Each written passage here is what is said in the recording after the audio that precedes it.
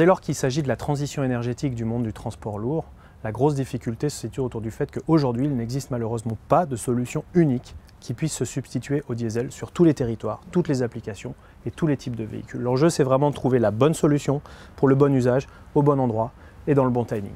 Nous pensons qu'effectivement, sur les transports de longue distance, le diesel est et restera la solution la plus efficace.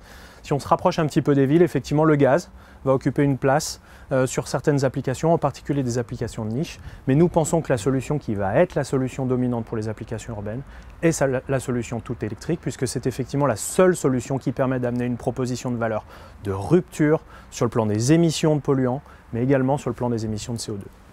Si on s'intéresse plus particulièrement au transport longue distance, comme je vous le disais, effectivement, nous pensons que le diesel est et restera une solution dominante.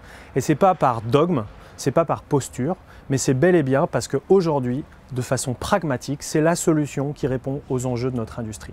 C'est une solution qui est efficace, c'est une solution qui est pratique, c'est une solution qui est profitable et c'est une solution qui est déployée de façon totalement universelle.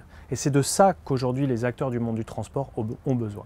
Alors dire qu'effectivement le diesel est et restera la solution dominante dans le monde du transport lourd et en particulier dans le monde du transport de longue distance ne signifie pas pour autant qu'il ne faille rien faire. Nous poursuivons des efforts importants sur le plan de la R&D pour poursuivre la trajectoire de réduction de consommation sur laquelle nous sommes engagés depuis déjà plusieurs décennies. Mais il y a effectivement un axe qui est un axe stratégique et clé pour nous et pour le monde du transport au sens large, qui est le développement des biocarburants et en particulier des biocarburants de seconde génération. Nous avons déjà depuis plusieurs années à notre catalogue une offre compatible avec les biocarburants de première génération, donc de type EMAG, B30, B100. Nos moteurs 5 litres et 8 litres sont compatibles sur des variantes spécifiques avec ce carburant-là.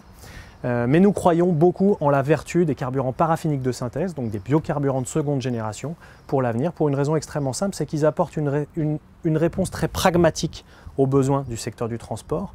Pas de modification des plans de maintenance, pas de modification de l'outillage dans les ateliers, pas de modification des schémas opérationnels des véhicules.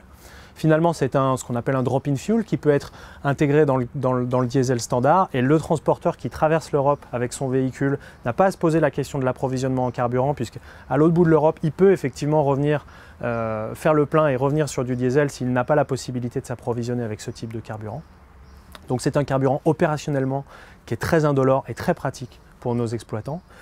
Et pour autant, c'est un carburant qui peut amener de grandes vertus sur le plan environnemental, puisqu'effectivement une réduction des émissions de CO2 qui est significative, et un carburant qui permet d'être produit dans une logique d'économie circulaire et dans une logique de réutilisation, de valorisation d'un certain nombre de déchets et d'un certain nombre de matières qu'aujourd'hui on ne sait valoriser.